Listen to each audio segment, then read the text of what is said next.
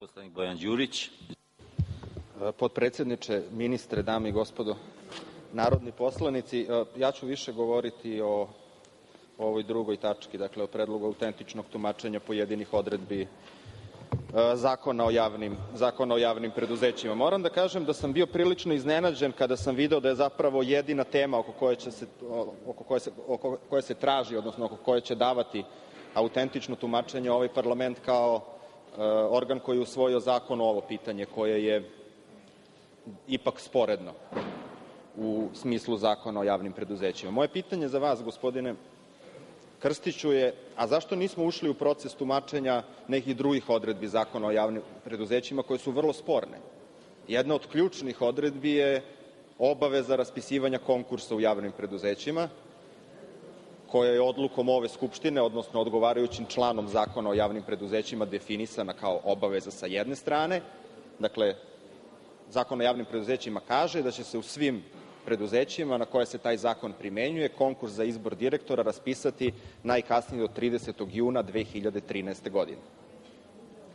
I kao što svi ovde znaju, kao što javnost u Srbiji zna, nije raspisan konkurs u svim preduzećima na koje se primenjuje Zakon o javnim preduzećima. Govorim pre svega o preduzećima republičkog ranga, da tako kažem, odnosno onim preduzećima čiji je osnivač, odnosno čiji je vlasnik Republika Srbija, u kojima u ime građana Srbije upravlja Vlada Srbije. Dakle, vi znate da konkursi nisu raspisani u „Srbijagasu“, nisu raspisani u PTT-u, odnosno u Poštama Srbije, i da nisu raspisani u železnicama, s tim što je na neki način položaj železnica donekle specifičan zbog procesa transformacije koja postoji u tom državnom preduzeću. Mi mesecima, gospodine Krstiću, raspravljamo o tome da li konkursi moraju da budu raspisani i u tim kompanijama ili ne moraju da budu raspisani. Koliko ja znam kao narodni poslanik, postoji neko tumačenje Republičkog sekretarijata za zakonodavstvo koje kaže da u nekim preduzećima nije obavezno raspisati taj konkurs, ali to je par excellence tema o kojoj smo mogli ovde da razgovaramo i da damo tumačenje zakona. Da smo se za takav postupak opredelili, odnosno da je Vlada iskazala, pa pre svega političku ambiciju da to pitanje jednom razreši, makar pred kraj svog mandata, onda bi nesporno bilo utvrđeno da je volja ovog parlamenta, odnosno njegova namera kada je usvajala taj zakon, odnosno kada je usvajala amandman Liberalno-demokratske partije koji uvodi tu obavezu, bila, dakle da je namera bila da se u svim preduzećima raspišu konkursi. I onda bismo razrešili tu situaciju, taj problem koji imate i vi, prebacili bismo ga sa političkog terena, gde vi, odnosno predstavnici partije koja je vas predložila na mesto ministra, neprestano tvrde da kod nekih koalicionih partnera ne postoji spremnost da se raspišu konkursi i da se na konkursu biraju direktori, makar u ova dva preduzeća koje sam pomenuo, dakle Pošte Srbije i Srbijagas. Skupština bi nametnula tu obavezu, ja se nadam, i mi bismo u roku od nekoliko nedelja imali makar početak rešavanja problema u tim preduzećima, ovde pre svega mislim na Srbijagas. Umesto toga, opredelili ste se da pokrećete zapravo čitavu Narodnu skupštinu na tumačenje jednog člana koji i nije sam po sebi ni naročito bitan, ni naročito sporan. Da dolazimo u situaciju da arbitriramo praktično između posebnog režima uspostavljenog ovim zakonom, nekakve uredbe Vlade i opšteg režima iz Zakona o upravnom postupku. Ako je problem u nekim konkretnim slučajevima, odnosno u nekim konkretnim preduzećima, postupcima izbora, onda je fer i pošteno da ova Skupština zna o kojim se to slučajevima radi. Ne bih voleo da odluka Skupštine, ovoga puta u obliku autentičnog tumačenja, bude način da se u postupku izbora direktora javnih preduzeća rešavaju neki problemi koji su emanentno politički, a ne pravni, ne pitanje tumačenja zakona. Bilo bi takođe važno, gospodine Krstiću, da danas saznamo i dokle su došli postupci izbora direktora u javnim preduzećima republičkog nivoa. To je 35-36 preduzeća. Prošlo je 6 meseci od isteka tog roka do kada je Vlada imala obavezu da pokrene postupak izbora tih direktora. Dakle, zakon još uvek nije ni primenjen na većinu preduzeća, a vi ćete uskoro na Vladi,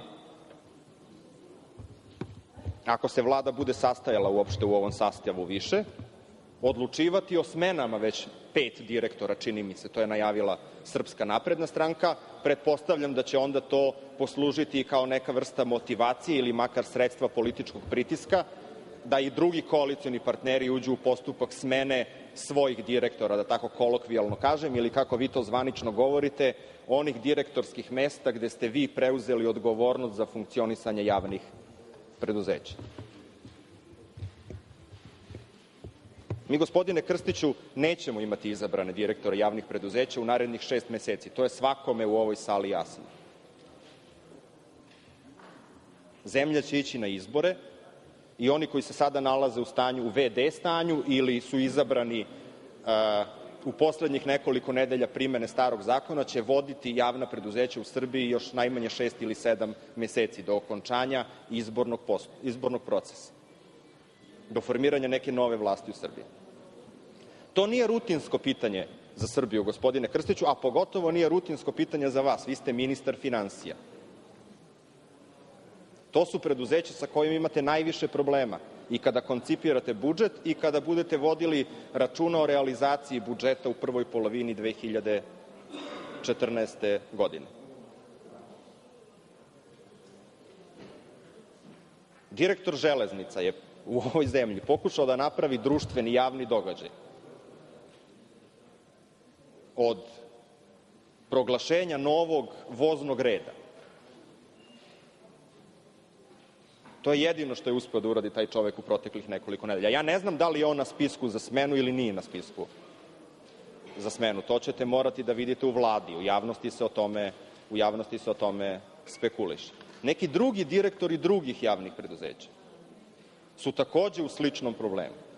To je mnogo važnije i za zemlju i za Skupštinu od pitanja da li mora da se dostavi dokaz da je neko punoletan ili poslovno sposoban. Ne razumeju temu. Ja bih voleo da smo o tim problemima pričali, gospodine Krstiću. O činjenici da imate jednog drugog direktora javnog preduzeća koji kaže da je njegov model vođenja tog javnog preduzeća toliko fantastičan da čak i predstavnici DHL-a dolaze da se informišu o tome kako to preduzeće funkcioniše. Ja bih voleo, recimo, da pričamo o tom pitanju. A gde su izvori tolikog iznenadnog profita tog preduzeća? Kolika bi dobit, recimo, bila preduzeća PTT, odnosno Pošte Srbije, da važe drugačija pravila o izdavanju poslovnog prostora? Recimo da Telekom nije domaće državno preduzeće u 100% vlasništvu države, nego da poslovni prostor može malo slobodnije, liberalnije da iznajmljuje na tržištu. Jel bi bili onda tako uspešni poslovni rezultati PTT Srbije, gospodine Krstiću? I vi i ja znamo da ne bi bili. Ja to ovo ne govorim da bih bilo kome prigovarao. Ja samo pokušavam da vama i ovom parlamentu na neki način podcrtam kolike će štete biti od toga što se nismo u ovom trenutku opredelili za sveobuhvatno ili tumačenje Zakona o javnim preduzećima u onim delovima gde je on sporan ili za usvajanje novog zakona. Očigledno je da ovaj zakon nije profunkcionisao u praksi na 100 načina. Mogli smo da otvorimo još jedno pitanje koje je sporno. Možda naši amandmani tada nisu bili dovoljno jasni. Oni su bili i rezultat kompromisa sa Vladom, odnosno vladajućom koalicijom. Tako je uvek kada opozicija radi amandmane i kada pokušava da makar nešto od onoga što je njoj važno, a nama je bilo važno da uvedemo obavezu javnog konkursa, da uvedemo zabranu reklamiranja, odnosno oglašavanja za monopolistička javna preduzeća, kada smo to zapravo želeli da unesemo u zakon.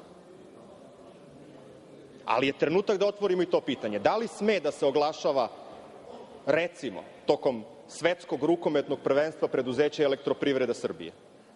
Srbijagas. Jel smeju da se oglašavaju ili ne smeju da se oglašavaju? To je važno pitanje. Gospodine Đurić, ja vas ipak molim da se vratite na temu. Da.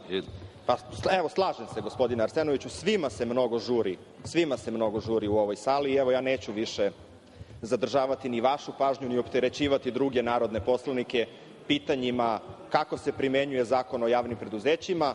Evo, ostavljam vam da se složite u tome da je neophodno angažovati Narodnu skupštinu da utvrdi da li je nužno da neko podnese izvod iz matične knjige rođenih, a to da li će se rasipati novac poreskih obveznika na reklamiranje monopolističkih preduzeća koji inače nemaju nikakvu konkurenciju na tržištu, time će se verovatno baviti neki novi saziv parlamenta. Ja mislim da je to pošteno, da to svi znaju, da je maksimalno dostignuće ovako formulisane političke većine to da se bavite time da li neko treba da donese izvod iz matične knjige rođenih, a da u nekoj drugom odnosu snaga ili konstelaciji snaga jedino možemo da se bavimo ozbiljnim pitanjima u ovoj zemlji. Srećno provedite.